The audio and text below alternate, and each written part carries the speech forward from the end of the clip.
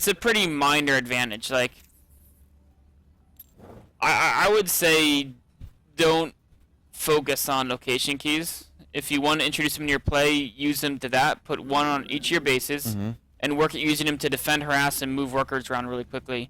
And then some people put location key, like when you have the observer in front of your opponent's base, you put location key there. I just hotkey the observer to like 5 or 6 or something that I don't use too often, and then or 7 or 8. Like I often put the high numbers for production buildings and low numbers for units. So the middle numbers, I believe 4 for nexuses, and then 5, 6, 7 are like observers or war prisms and stuff. And so I use that instead of location keys for a lot of the random spots in the map. But is there an efficient way to like get used to location hotkeys? Like, is there some sort of method to like get your brain trained to use them? So one of the big things is a lot of people rebind them all because by default they're F5 through F9. So a lot of people rebind them. F1. Yeah, F1. Yeah, that's way more convenient. So I would recommend doing that. I still just double tap all my stuff.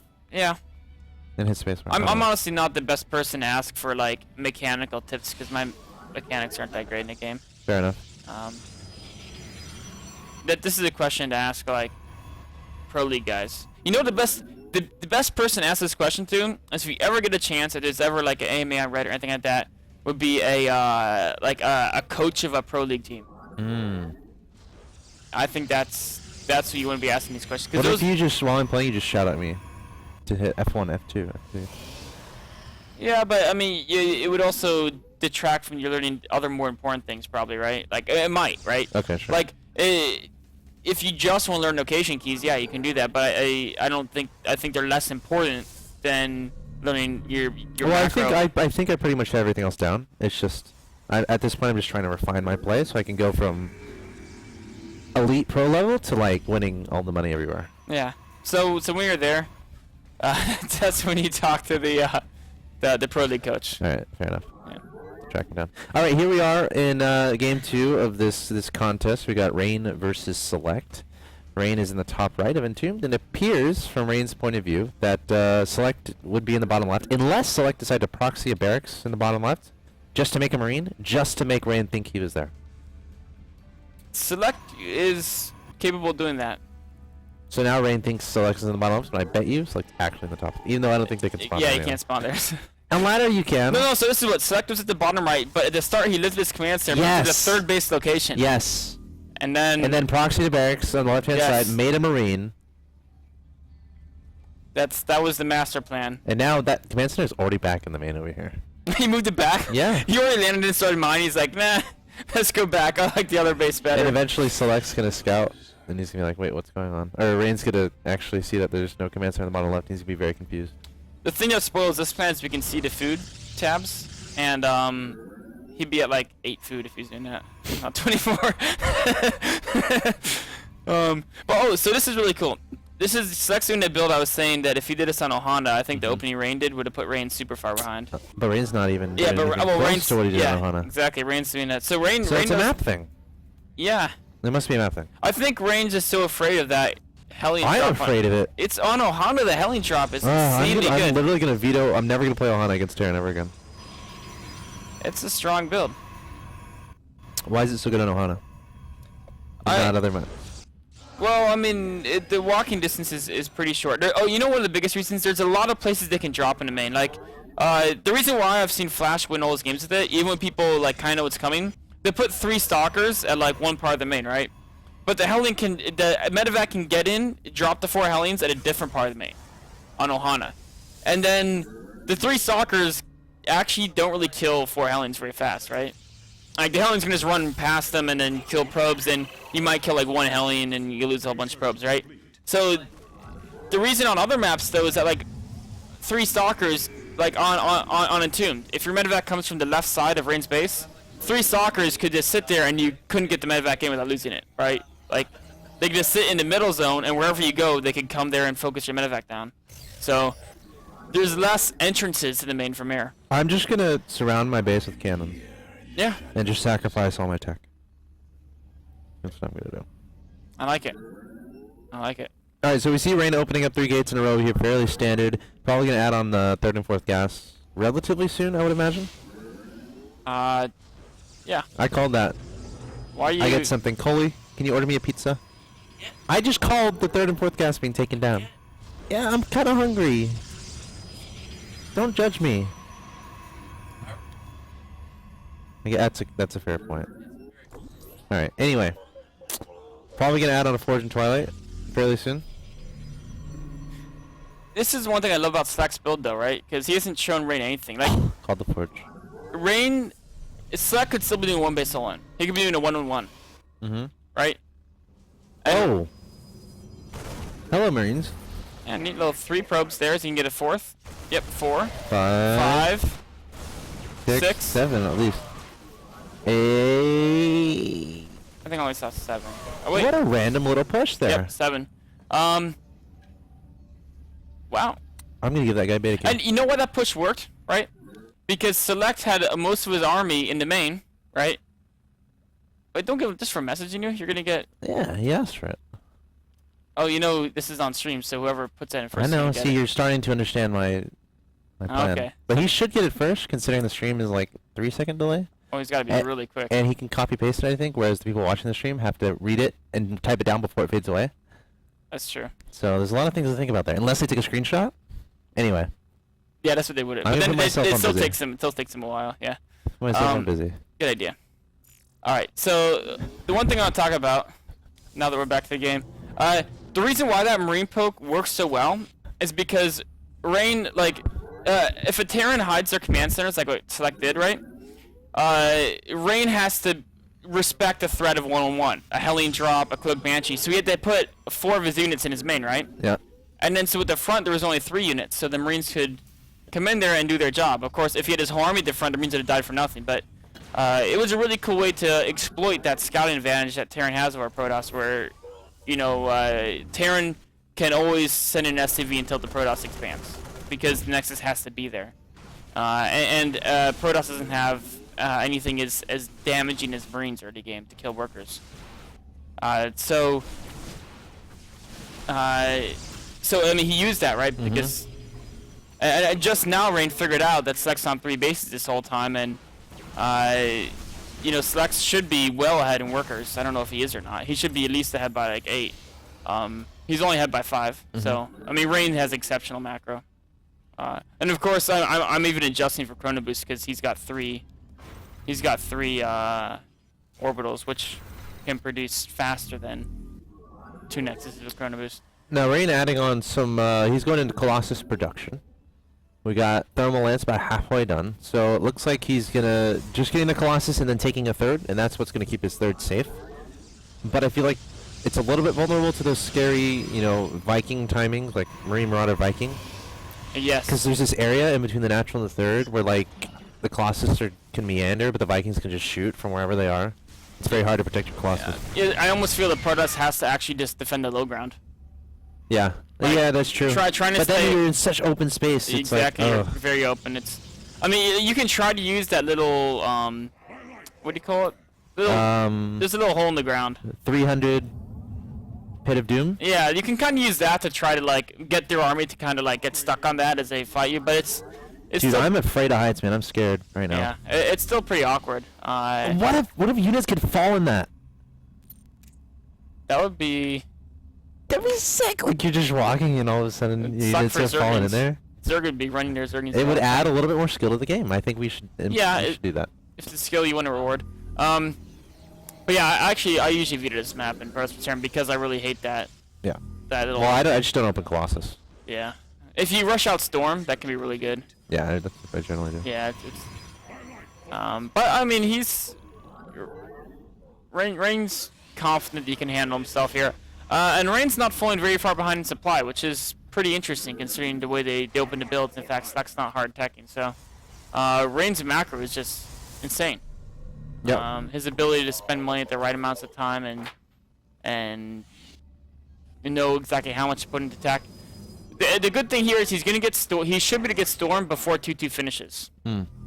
Because I think Select, I mean, the only way Rain's been able to keep up semi-close in food is because he hasn't been upgrading very aggressively, which I think is the correct move because he needs Storm. Like if, like you mentioned, if you're stuck with Colossi too long, the Terran army gets turned size, and you just can't beat a large Terran army without Storm. At least not if it's micro by Select. Unless they have like no Vikings here or something like that.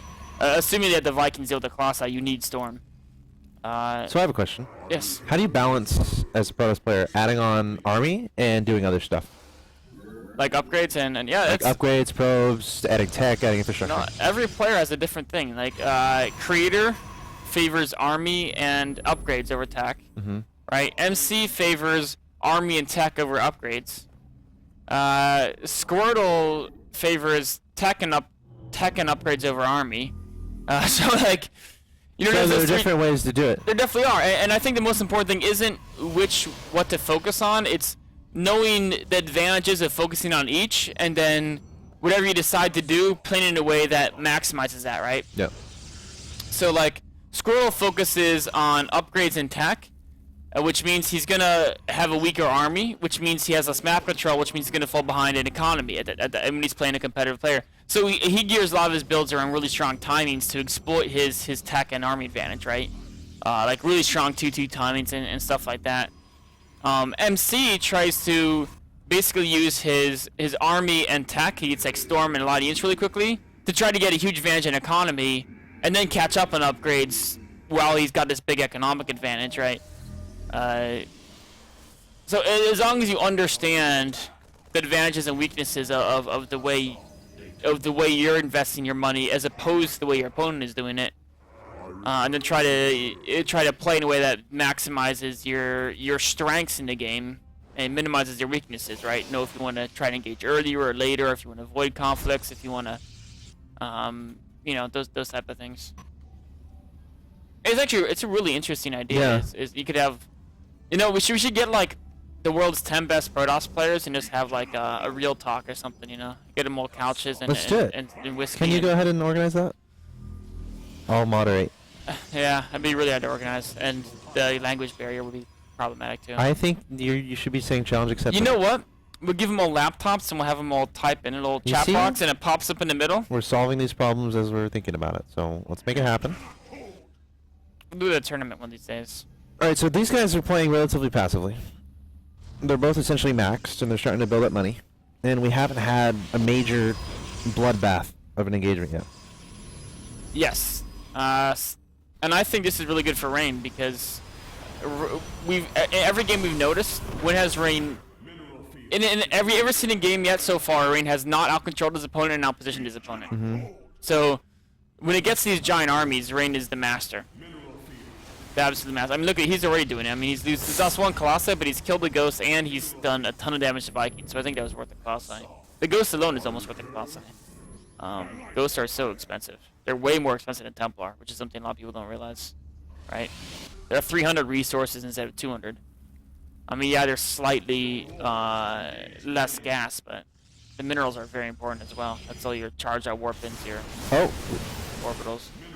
Nice little splitting here from Select. Ooh, eating a big storm there. He nailed a Templar though. Wow, EMPing that Great whole army. EMPs. If Select can take advantage, there's only like 2 Templar left. Yeah, I don't think they have Storm yet. Oh, they just now got Storm. But there's only 1 Storm now, and that's it. There's no more Storms. That's right, he has Colossus. So Templars waiting in the third. I think he's fine. He's got the Colossus, and the Vikings are all dead.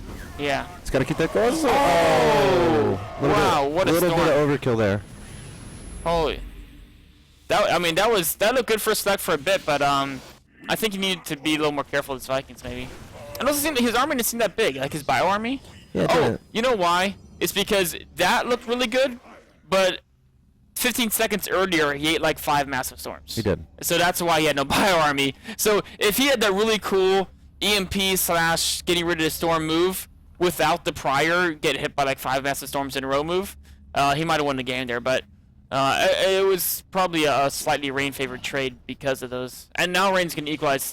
The reason Suck is being so aggressive there is because he had 3-3 and Rain didn't. But now Rain's going to have 3-3 in just a second. So I think this is still going Rain's way. I have to say. I love his pylon positioning around the map too. It's great for him with drops, and now he's got center control. I would like to see him put some pylons in the middle though, so we can reinforce them. Oh, of course, that'd be a great decision. Awesome. Adding on a bunch of gateways here. that's good too. So, Oh, this is such a tricky spot to engage. High Templar's getting EMP. Decent storm on all the the ghosts were pumped. on the Ghost and Bio there. Yeah, this is amazing for Rain. And Rain is target firing the Vikings with those I stalkers. mean, look at this unit's lost tab right here. Colossus are gonna die. Select just lost like 5,000 resources in ghosts because they were all jammed up at the front end, no support. And Rain took advantage of that. That's something that is not easy to do as a Protoss player. That's like, you see a bunch of ghosts and you're like, I'm gonna go kill them, right?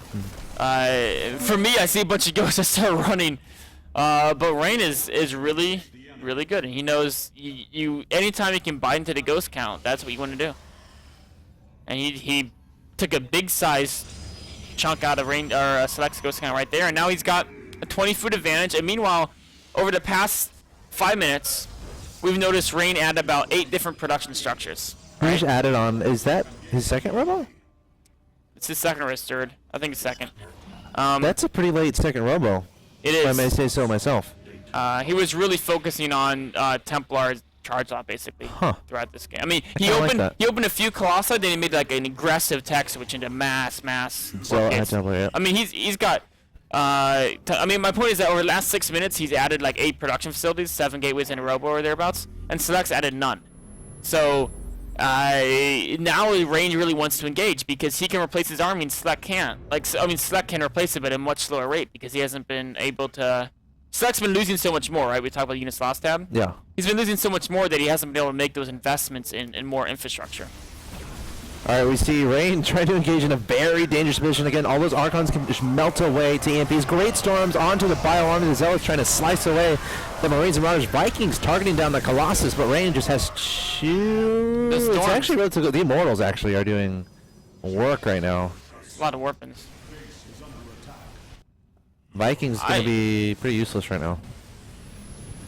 Oh, landing them. I don't know about Oh, that. look at I think he those should have storms. just killed the. He could have killed Observer with them, and then Pope Ghost would have been happy. But, and he's got units messing up with all the warpins. I mean, it's a nice drop from Select, but that's gonna kill Rain's 5th. But Select is gonna have a 5th, so at best that'll equalize things. But I mean, we're talking about equalizing when he's actually probably about to lose a 4th of this mass warpin here.